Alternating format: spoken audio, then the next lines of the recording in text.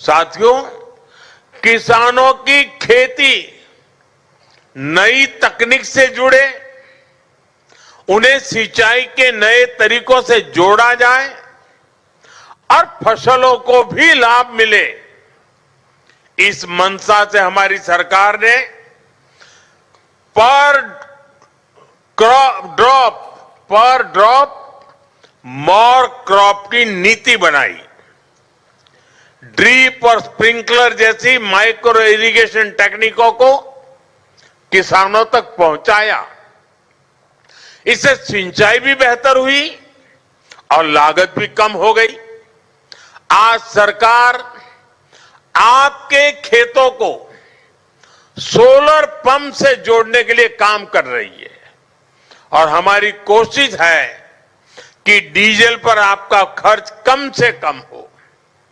केंद्र ने जो कुसुम योजना बनाई है वो इसीलिए है।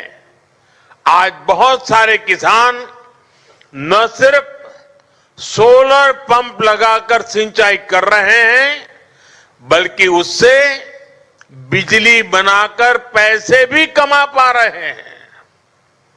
और तो इसलिए मैं कहता हूं, अन्नदाता ऊर्जादाता बने। साथियों, हमारा निरंतर प्रयास है कि खाद और कीटनाशकों पर किसानों की निर्भरता भी कम हो।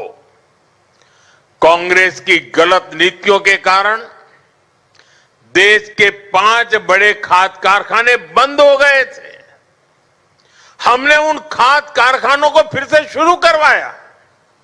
साथ ही किसानों को नैनो यूरिया से जोड़ने के लिए भी कई काम किए। आज देश के किसान को इसका लाभ मिल रहा है। अब बीजेपी एनडीए सरकार देश के किसानों को प्राकृतिक खेती के लिए प्रोत्साहन दे रही है। किसान जब बहुत बड़े स्तर पर प्राकृतिक खेती को अपनाएंगे तो मिट्टी भी सुरक्षित रहेगी और हमारे अन्नदाता वैश्विक संकटों से भी सुरक्षित रहेंगे। साथियों, एक तरफ बीजेपी एनडीए सरकार किसानों को लेकर काम कर रही है। हम देश को आत्मनिर्भर बनाने में जुटे हैं। वहीं आज कांग्रेस ने एक बार फिर साबित कर दिया है कि वो किसी भी स्थिति में देश के प्रति ईमानदार नहीं है। आज युद्ध से बने संकटों के बीच भी कांग्रेस सिर्फ अफवाहें फैलाने और अपप्रचार करने में जुटी है।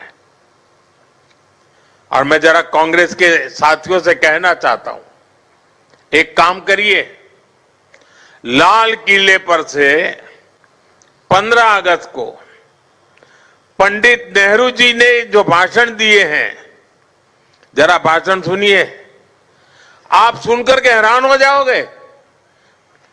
लाल किले से 15 अगस्त को एक बार कह रहे हैं पंडित जी कि उत्तर कोरिया और दक्षिण कोरिया में लड़ाई चल रही है, इसलिए भारत में महंगाई बढ़ रही है। अब उत्तर कोरिया दक्षिण कोरिया कहां है और यहां पर महंगाई बढ़ने की बात नेहरू जी कह रहे थे। और आज कांग्रेस के लोग देश को गुमराह करने में लगे हैं। वैश्विक संकटों का प्रभाव क्या होता है यह दुनिया देख रही है। साथियों, बीजेपी एनडीए की सरकार ने हमारी रिफाइनरीज के विकास के लिए, रिफाइनिंग कैपेसिटी के विस्तार के लिए काम किया है। आज भारत दुनिया का वो देश है जो अपनी ही नहीं